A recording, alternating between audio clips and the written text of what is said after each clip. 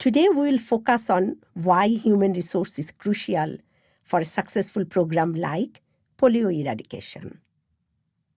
Today's session topics include the importance of incentives, reaching special populations, gender roles, and the importance of politics, polio staff, and lethal violence. Everyone likes incentive, whatever the form is. So no wonder incentive also play a significant role for health workers, especially in low and middle income countries as salaried wages are often too low. The growing gap between the supply of healthcare professionals and the demand for their service is a critical issue facing governments, policymakers, program managers. As we know from the course, there are a number of complex and interrelated factors that contribute to ongoing global shortage in the health workforce, including poorly resourced health systems, unsatisfactory working conditions, inadequate training and supervision. It is in this context that policymakers and program managers turn their attention to providing health workers incentive to improve recruitment, maintain motivation and morale, improve quality of service delivery, and increase retention of healthcare professionals. Numerous kinds of incentives exist, which are provided to health workers depending on the program policy, task to be accomplished. Financial incentives are the most common type. However, alone, they are often not sufficient to retain and motivate staff. Non-financial incentives play an equally crucial role. They are particularly vital for countries and organizations where limited funding constraints their capacity to provide financial rewards. We can read from the testament shared by the health officials in India and Ethiopia that incentive is vital for health workers' motivation.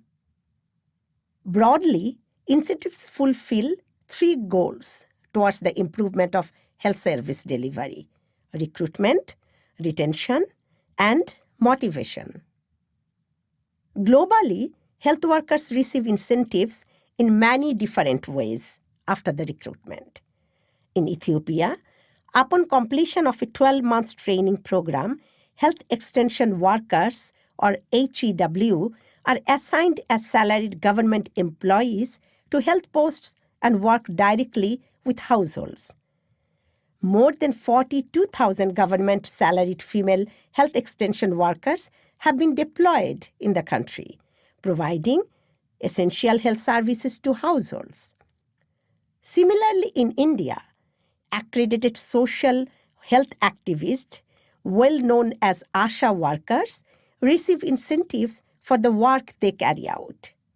In Bangladesh, however, BRAC, the largest NGO in the world, pioneered the use of female volunteer community health workers known as Shastho Shebika. Although they are volunteers, around 100,000 of Shastho Shebika receive performance-based financial incentive for their work. They also generate income from the profits they make from selling health commodities. Retention is very important. Inequitable distribution of health workers between urban and rural areas, hard-to-reach areas, as well as being overworked and poorly paid, not paid on time, working in inconducive environments where resources and infrastructure are sorely lacking, lack of training, and working in insecure environments result in high turnover, leading to acute human resource shortages. Financial incentives for improving health worker retention include loan repayment, rural retention grants, higher salaries for workers in unsafe areas, and provision of additional support such as accommodation, food, and transport.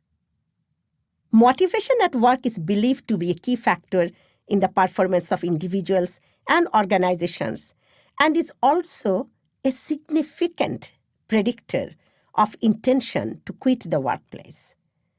Making workload reasonable, enabling workplace safe and secured, initiating performance-based reward, and creating opportunities for career advancement are the few successful strategies for motivation.